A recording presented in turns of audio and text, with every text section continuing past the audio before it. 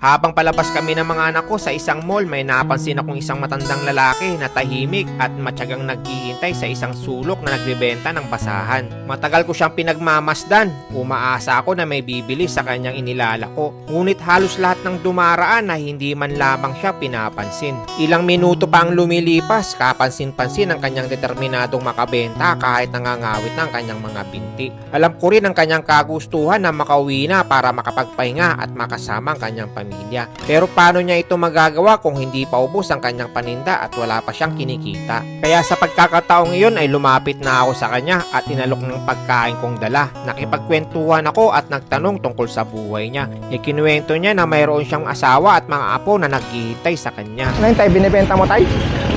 Magkano isa nito? 10 isa? Ilang piraso to? Gusto mo? Gusto mo? Tay? Mas humanga nga ako kay tatay dahil mas pinili